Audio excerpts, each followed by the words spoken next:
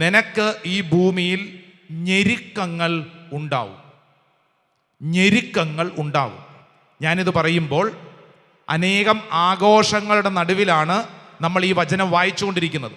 കല്യാണങ്ങൾ, നോമ്പ് കഴിഞ്ഞ് കല്യാണങ്ങൾ, പള്ളിപ്പെരുന്നാളുകൾ, ഇഷ്ടം പോലെ ആഘോഷങ്ങളാണ് ഈ നാളുകളിൽ.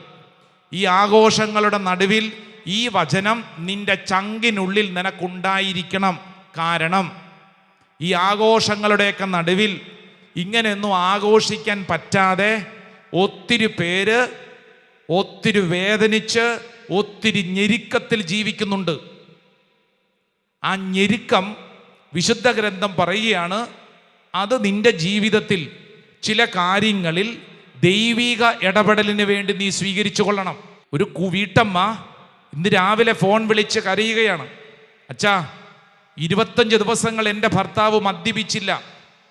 അച്ഛാ വലിയ സന്തോഷമായിരുന്നു, സ്വർഗമായിരുന്നു അച്ഛാ, സ്വർഗം അച്ഛാ, സ്വർഗമായിരുന്നു അച്ഛാ, സ്വർഗം. പള്ളിയിലെ വികാരിയച്ഛൻ 25 ദിവസവും പള്ളി വന്നവർക്ക് സമ്മാനം. എൻ്റെ മക്കൾക്കാച്ചാ, എൻ്റെ മക്കൾക്ക്. അച്ഛാ ഞാനിന്നിപ്പോൾ അച്ഛനോട് സംസാരിക്കുമ്പോൾ എൻ്റെ നെഞ്ച് കടന്ന് പിടയ്ക്കുക. ഇന്നലെ രാത്രി മുതൽ ചിത്രം മാറി അച്ഛാ. 25 നോമ്പെടുത്ത് മദ്യപാനം 25 ദിവസത്തേക്ക് മാറ്റിവെച്ച എൻ്റെ ഭർത്താവ് ഇന്നലെ രാത്രി മുതൽ അച്ഛാ മദ്യപിച്ച് ലക്ക് കെട്ട് പിച്ചും പെയ്യും പറഞ്ഞുകൊണ്ടിരിക്കുന്നു. എൻ്റെ മക്കൾക്ക് സമ്മാനം കിട്ടിയ അതേ പള്ളിയിൽ ചെന്ന് എൻ്റെ ഭർത്താവ് ബഹളമുണ്ടാക്കുന്നു. ആഘോഷങ്ങളുടെ നടുവിൽ അത്രമേൽ അപമാനം വരുത്തി വയ്ക്കുന്നു. എൻ്റെ 3 മക്കൾ പറയുന്നു, അമ്മേ ഞങ്ങൾ പള്ളിയിൽ പോകത്തില്ല, അപ്പനുണ്ടെങ്കിൽ ഞങ്ങൾ പള്ളിയിൽ പോകത്തില്ല. നാട്ടിലുള്ള കുട്ടികളൊക്കെ കളിയാക്കി പറയുന്നു, ദേ മദ്യപാനിയുടെ മകൻ, കുടിയൻ്റെ മക്കള്. അച്ഛാ സ്വർഗമായിരുന്ന തച്ചാ, സ്വർഗം ഇപ്പോഴുണ്ടല്ലോ. വലിയ ഞെരുക്കത്തിൻ്റെ നടുവിലാ.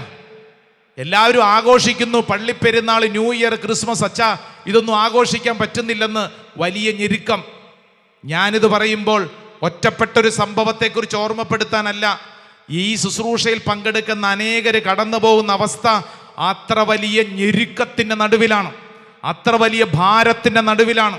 വിചാരിക്കാത്ത തരത്തിൽ രോഗങ്ങൾ, സാമ്പത്തിക ഞെരുക്കങ്ങൾ, ബന്ധത്തകർച്ച, വിചാരിക്കാത്ത തരത്തിൽ പലതും സംഭവിക്കുമ്പോൾ വലിയ ഞെരുക്കത്തിൻ്റെ നടുവിൽ കഴിയുന്ന ഓരോ വ്യക്തിയും ഒരു കാര്യം തിരിച്ചറിയണം. എന്താണെന്നറിയാവോ?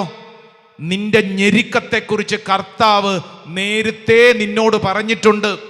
അതുകൊണ്ട് ആ വചനം പഠിപ്പിച്ചത്, ലോകത്തിൽ നിങ്ങൾക്ക് ഞെരുക്കങ്ങൾ ഉണ്ടാകും.